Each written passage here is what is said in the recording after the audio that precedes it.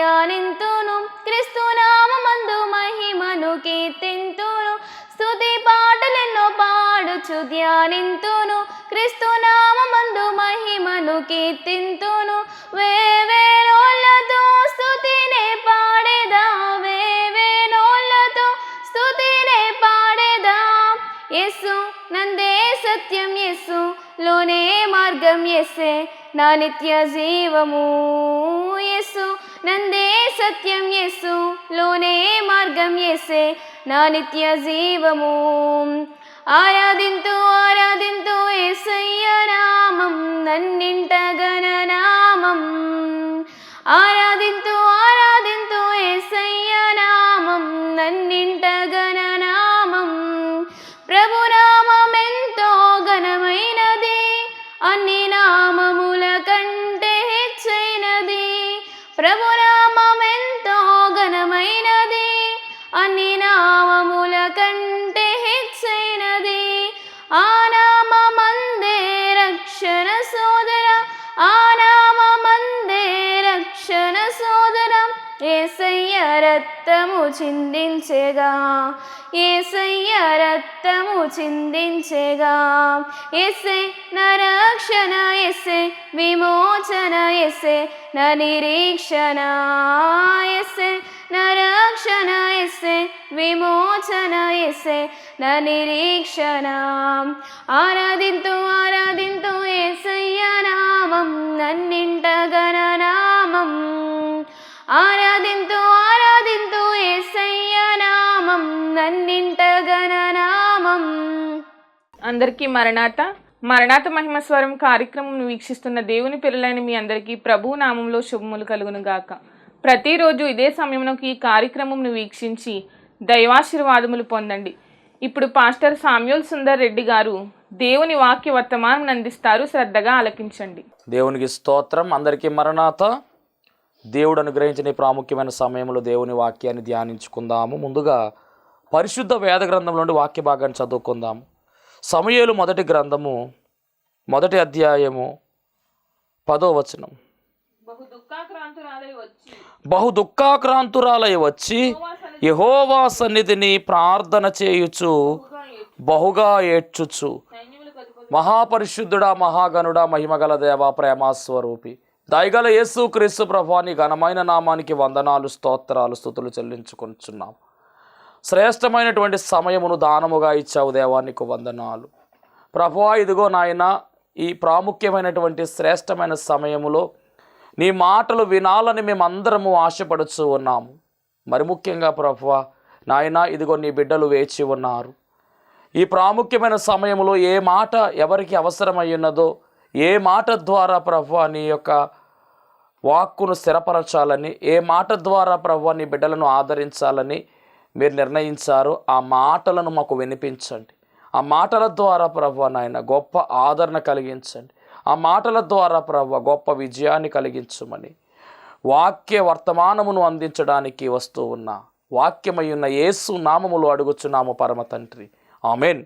దేవనామమున మీ ఎల్లరికూ కూడా శుభములు కలుగునుగాక. దేవాది దేవుడు తన ఉచితమైనటువంటి కృప చొప్పున మనందరినీ కూడా రక్షించుకొని మరి చక్కని కాపుదలిచ్చి మనల్ని నడిపిస్తూ ఉన్నటువంటి దేవుడై ఉన్నాడు. ప్రతి విషయంలో కూడా ఆయన తన కృపను చూపిస్తూ ఉన్నాడు. మనం వెళ్ళేటటువంటి ప్రయాణాలు కావచ్చు, వచ్చేటటువంటి ప్రయాణాలు కావచ్చు, ఇంటి దగ్గర ఉన్నప్పటికీ, బయట ఉన్నప్పటికీ, పని చేస్తున్నప్పటికీ, ఖాళీగా ఉన్నప్పటికీ, ఏ స్థితిలో ఉన్నప్పటికీ ఆయన కాపుదల చాలా ఎక్కువగా మన మీద ఉన్నదనే విషయాన్ని మనం గమనించాలి.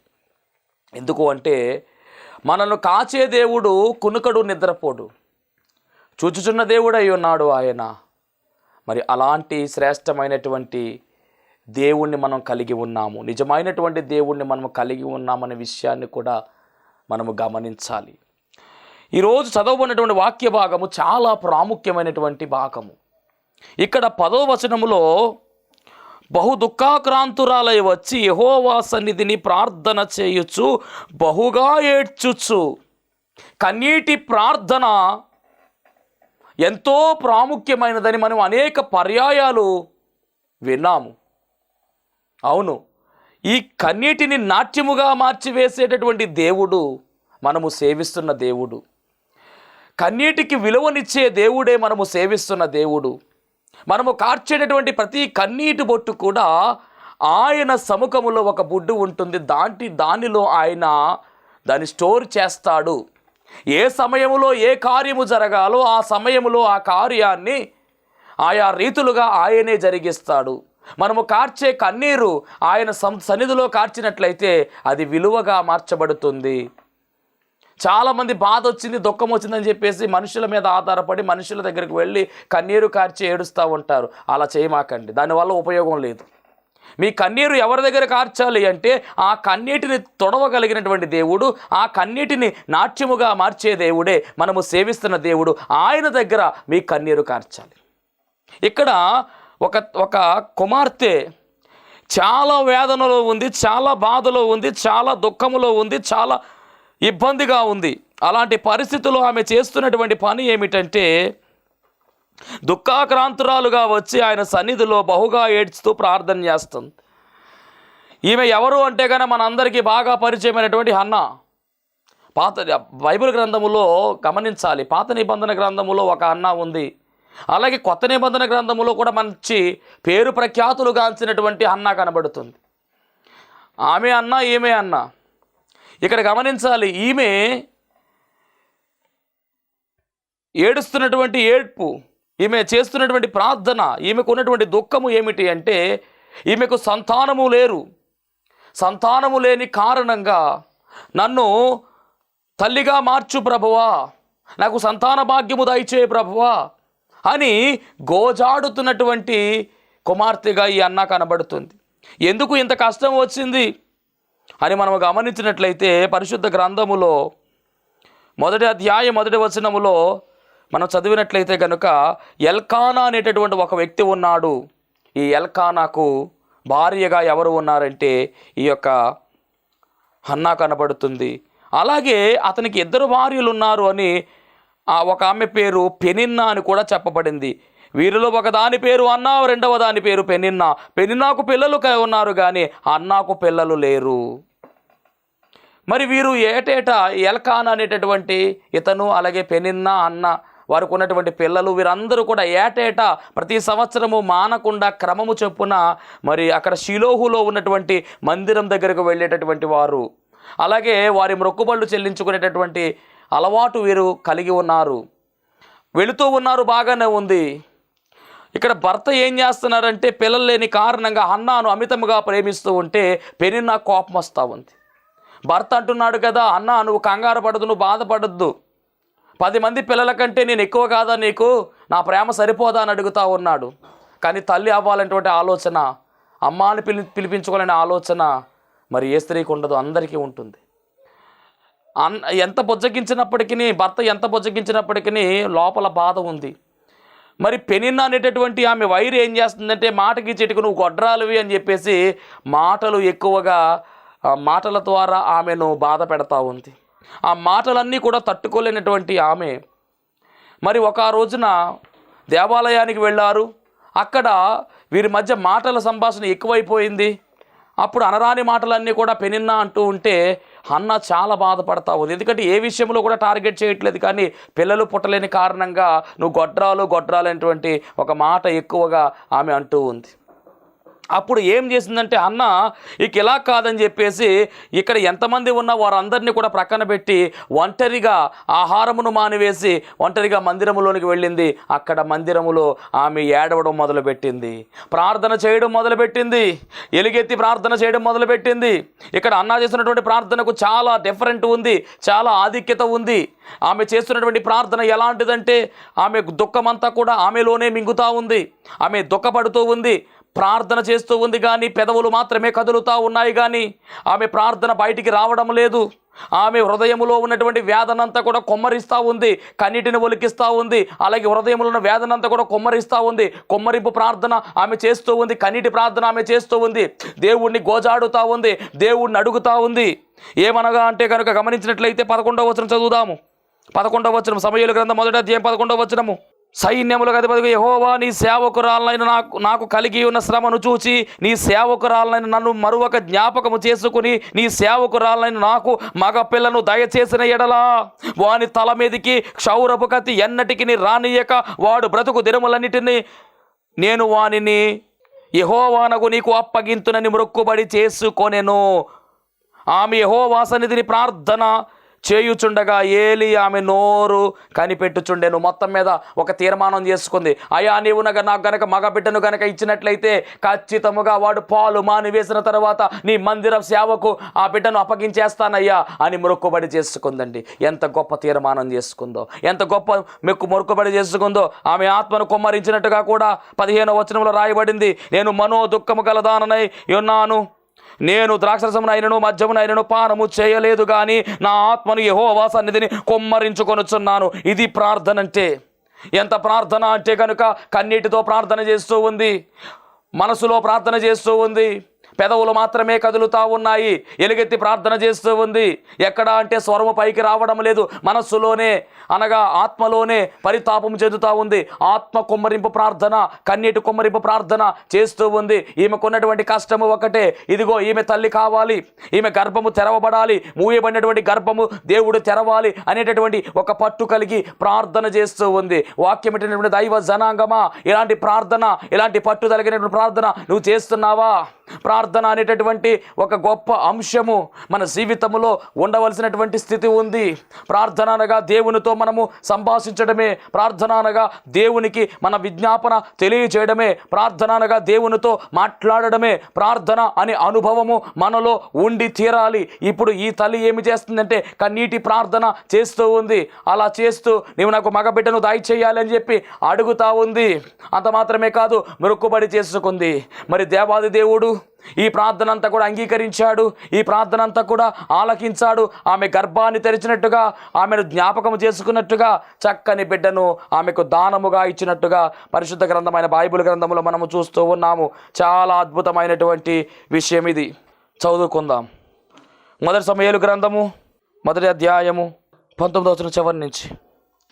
అంతటా ఎల్కానా తన భార్యగు హన్నాను కూడెను, యెహోవా ఆమెను జ్ఞాపకము చేసుకొనెను గనుక హన్నా గర్భము ధరించి దినములో నిండినప్పుడు ఒక కుమారుని కని, నేను యెహోవాకు మొక్కుకొని వీనిని అడిగితిననుకొని వానికి సమూయేలును పేరు పెట్టెను. ఎంత అద్భుతమో! సమూయేలు అనేటటువంటి పేరు ఆమె గర్భము దేవుడు తెరిచాడు, సమూయేలు అనే పేరు పెట్టడం జరిగింది. అనగా ద నేమ్ ఆఫ్ గాడ్, అనగా దేవుని నామము అనేటువంటి అర్థము, దేవుడే ఇచ్చాడు అనేటువంటి అర్థము ఈ సమూయేలు అనేటువంటి పేరుకుంది. మొత్తానికి సమూయేలు పేరు పెట్టింది. ఆ తర్వాత అతడు పాలు విడిచిన తరువాత మరి ఆమె చేసుకున్నటువంటి మొక్కుబడి ప్రకారము ఆమె మరి ఈ బిడ్డ అయినటువంటి సమూయేలు తీసుకొచ్చి మందిరంలో ప్రతిష్ఠించినట్టుగా రాయబడినటువంటి మాటలు పరిశుద్ధ గ్రంథంలో మనం చూడవచ్చు. అనగా సమూయేలు అనేటటువంటి ఈ వ్యక్తి నిజముగా ఒక అద్భుతమైనటువంటి శక్తిగా బైబిల్ గ్రంథంలో మనకు కనబడుతున్నాడు. ఈ సమూయేలు గమనించాలి, సమూయేలు చాలా లక్షణాలు, చాలా అద్భుతమైన లక్షణాలు ఉన్నాయి. ఈ లక్షణాలు యేసుక్రీస్తు ప్రభువారిని చూపిస్తున్నాయి. అంత అద్భుతమైనటువంటి చరిత్ర సమూయేలుకు ఉంది. ఎందుకు ఇంత అద్భుతమైన చరిత్ర సమూయేలుకు వచ్చింది అంటే తల్లి చేసినటువంటి ప్రార్థన, చాలా అద్భుతమైనటువంటి ప్రార్థన.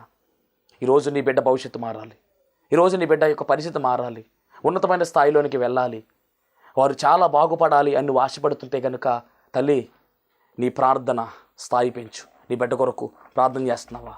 నీ బిడ్డ కొరకు నువ్వు మొర్ర పెడుతున్నావా? కన్నీరు కారుస్తున్నావా? దేవుడు నీతోనే మాట్లాడుతున్నాడు. నువ్వు ప్రార్థన చేస్తే కనుక దేవుడు ఖచ్చితంగా నీ యొక్క కుమారుని యొక్క స్థాయి, కుమార్తె యొక్క స్థాయి ఖచ్చితంగా దేవుడు మారుస్తాడు. వారి జీవితంలో దేవుడు ఉన్నతమైనటువంటి కార్యాలు జరిగిస్తాడు. తల్లి ప్రార్థన అంత ప్రాముఖ్యమైనది. ఈరోజు ఈ మాట గమనించాలి. ఎప్పుడైతే ఇంత కన్నీరు కార్చిందో అప్పుడు దేవుడు సమూయేలును దానంగా ఇచ్చాడు. ఇచ్చినప్పుడు ఈ సమూయేలు ఎలా మారిపోయాడంటే, పరిశుద్ధ గ్రంథంలో ప్రార్థనలు చేసేవారు చాలామంది ఉన్నారు, కానీ సమూయేలుకు ఒక ప్రత్యేకమైన స్థాయి దేవుడు ఇచ్చేశాడండి. 99వ కీర్తన 6వ వచనములో రాయబడిన మాట, ఆయన యాజకులలో మోషే అహరోనులుండిరి, ఆయన నామమును బట్టి ప్రార్థన చేయువారిలో సమూయేలు ఉండెను. ఎంత గొప్ప ధన్యత! యాజకుల్లో మోషే అహరోను ఉన్నారు, ఆయన నామమును బట్టి ప్రార్థన చేయువారిలో సమూయేలు ఉండెను. అంటే సమూయేలు ఎలా మార్చబడ్డాడంటే గొప్ప ప్రార్థనాపరుడుగా మార్చబడ్డాడు. ఎంత గొప్ప ప్రార్థనాపరుడో గమనించాలి. సమూయేలు చిన్న వయసులోనే ప్రార్థన చేసినట్టుగా పరిశుద్ధ గ్రంథంలో రాయబడింది. ఆ తల్లి సమూయేలు పాలు విడిచిన తర్వాత మందిరం తీసుకొచ్చి ప్రతిష్ఠించిన తర్వాత అతడు ప్రార్థించినట్టుగా రాయబడింది. బైబిల్ చదువుతాం ఒకసారి. 1వ అధ్యాయము 28వ వచనములో మనం గమనిస్తే కనుక, కాబట్టి నేను ఆ బిడ్డను యెహోవాకు ప్రతిష్ఠించుచున్నాను, తాను బ్రతుకు దినములన్నిటను వాడు యెహోవాకు ప్రతిష్ఠితుడని చెప్పాను. అప్పుడు వాడు యెహోవాకు అక్కడనే మ్రొక్కెను. చిన్న బాబు అక్కడే ప్రార్థన చేస్తున్నాడు. అంటే తల్లి యొక్క ఇన్ఫ్లుయెన్స్ ఎలాగుందో, తల్లి యొక్క ప్రభావం ఎలాగుందో గమనించాలి. మన బిడ్డలకు చిన్ననాటి నుంచే కూడా ప్రార్థన నేర్పించాలి, వాక్యము నేర్పించాలి, వారిని భక్తిలో పెంచాలి. బాలుడు నడవలసినటువంటి త్రోవను వారు బాల్యములోనే మనము నేర్పించవలసిన వారమై ఉన్నాము. వాడు పెద్దవాడు అయిపోయిన తర్వాత పక్కకి వెళ్ళకపోకుండా ఆ మార్గంలోనే ముందుకు వెళ్ళిపోతాడు. కాబట్టి మనము ఏ పని చేస్తున్నా కానీ దేవుని వాక్యాన్ని వారికి అందిస్తూ ఉండాలి, వాక్యాన్ని చెబుతూ ఉండాలి. వాడు పడుకున్నప్పుడు, లేచినప్పుడు, బయట ఉన్నప్పుడు, ఎక్కడ ఉన్నప్పటికీ దేవుని మాటలు మనం వినిపించాలి. ఇది దేవుని యొక్క కట్టడ, ద్వితీయోపదేశకాండంలో దేవుడు చెప్పినటువంటి ఆజ్ఞ. కాబట్టి వాళ్ళకు ఎప్పుడూ కూడా వాక్యము చెబుతూ ఉండాలి. వాక్యము ద్వారా వారికి అనేక విషయాలు బయలుపరచాలి. దేవుని యొక్క గొప్పతనాన్ని వారికి తెలియచేయాలి. వాక్యము ద్వారా వాక్యములో వారిని ఉదక స్నానము చేయించాలి. వాక్యముతో వారిని కడుగుతూ ఉండాలి, శుద్ధీకరిస్తూ ఉండాలి. మరి నీ బిడ్డలకు వాక్యం అందిస్తున్నావా? వారికి వాక్యం అందించాలంటే ముందు నువ్వు వాక్యం వినాలి కదా. ఇక్కడ సమూయేలు యొక్క తల్లి పాలు పట్టిస్తూ దేవుని వాక్యం అనేటువంటి పాలను పట్టించింది. అందుకనే తల్లి ప్రార్థన చేస్తూ ఉంటే ఈ సమూయేలు కూడా చిన్న బాలుడు ప్రార్థించినట్టుగా రాయబడింది. ఎంత గొప్ప ధన్యత! తల్లి ప్రార్థనాపరురాలు. ఇప్పుడు సమూయేలు పరిశుద్ధ గ్రంథంలో గొప్ప ప్రార్థనాపరుడు. ఈయన ప్రార్థన చేస్తే దేవుడు సమాధానం ఇచ్చిన సందర్భాలు ఎన్నో ఉన్నాయి. సమూయేలులో ఉన్నటువంటి లక్షణాలు మనం గమనిస్తే, మొట్టమొదటిగా ఈయన ప్రతిష్ఠింపబడినటువంటి సమూయేలుగా కనబడుతున్నాడు. అంటే దేవుని సేవకు మాత్రమే ఇతన్ని మరి తల్లి ప్రతిష్ఠించింది. అంటే దేవుని సేవకుడు, దేవుని పరిచారకుడు, దేవుని పనివాడు.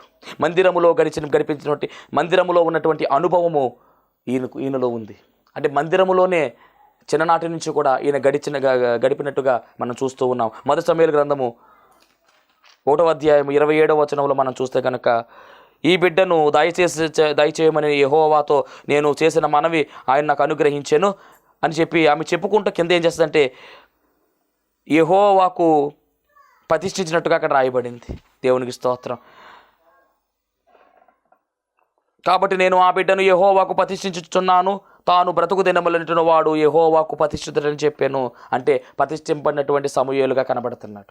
మరి యేసుక్రీస్తు ప్రభువారిని కూడా మరి దేవాలయం తీసుకొచ్చి దేవునికి ప్రతిష్ఠించినట్టుగా లూకాసు సువార్త 2:23లో మనం చూస్తూ ఉన్నాం. అంటే సమూయేలులో ఉన్నటువంటి లక్షణాలు యేసుక్రీస్తు ప్రభువారిలో మనకు కనబడతాయి. యేసుక్రీస్తు ప్రభువారిలో ఉన్నటువంటి లక్షణాలే సమూయేలులో మనకు కనబడుతున్నాయి. ఎంత గొప్ప దేవుడు! అంటే సమూయేలు ఎలా ఉన్నాడంటే ముంగుర్తుగా కనబడుతున్నాడు. ఇక రెండవదిగా మనం గమనించినట్లయితే సమూయేలు మరి ప్రార్థనా జీవితం కలిగినటువంటి సమూయేలుగా ఇంతకు మనం చదువుకున్నాం. గొప్ప ప్రార్థనాపరుడుగా 28వ వచనంలో మనం చూస్తూ ఉన్నాము. అక్కడే మొక్కినట్టుగా రాయబడింది. అంటే గొప్ప ప్రార్థనాపరుడుగా ఈయన మనకు కనబడుతున్నాడు. చిన్న వయసులో ఈయన ప్రార్థన చేసినట్టుగా మనం చూసాం. మరి అదే సమూయేలు 7వ అధ్యాయం వస్తులోకి 9వ వచనంలో సమూయేలు మరి ఇశ్రాయేలీయుల ప్రజలకు ఒక న్యాయాధిపతిగా మార్చబడ్డాడు. చక్కని రీతిలో వారికి ప్రార్థన చేస్తూ ఉన్నాడు. చూద్దాం ఒకసారి. 1 సమూయేలు గ్రంథము 7వ అధ్యాయము 9వ వచనం చదువుకుందాం. 1 సమూయేలు గ్రంథము 7వ అధ్యాయము 9వ వచనం. అంటే చాలా అద్భుతమైనటువంటి విషయాలు ఉన్నాయి ఇక్కడ. సమూయేలు పాలు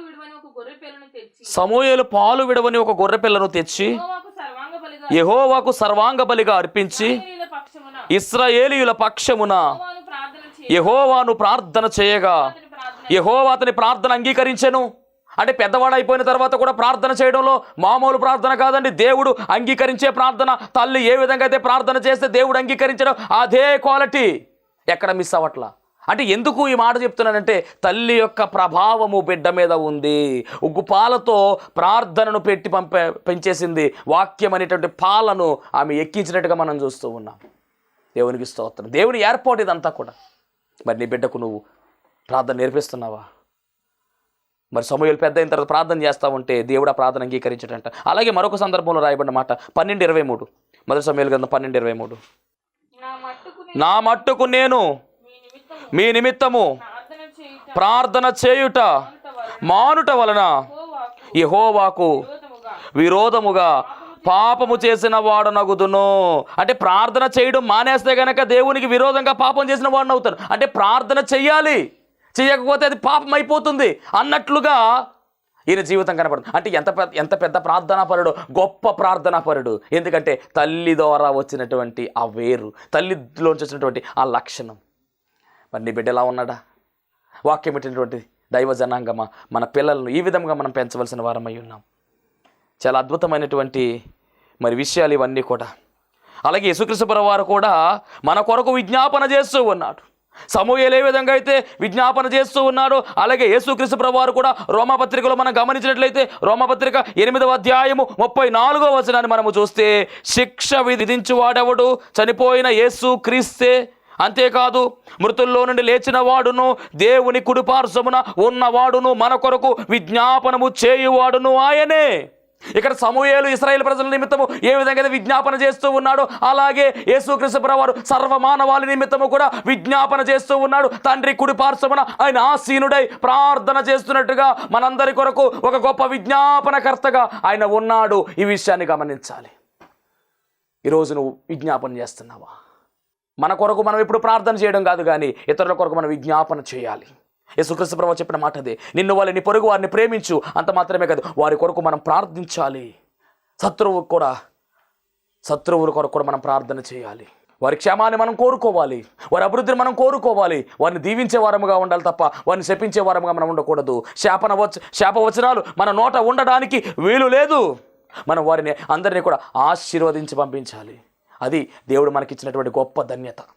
ఇక్కడ సమూయేలు నుంచి మనం చూసినట్లయితే కనుక, మరి సమూయేలు ప్రార్థన చేస్తూ ఉన్నాడు, విజ్ఞాపన చేస్తూ ఉన్నాడు. ఒకవేళ నేను మీ కొరకు విజ్ఞాపన చేయకపోతే అది పాపం అయిపోతుంది, కాబట్టి నేను విజ్ఞాపన చేస్తానంటున్నాడు.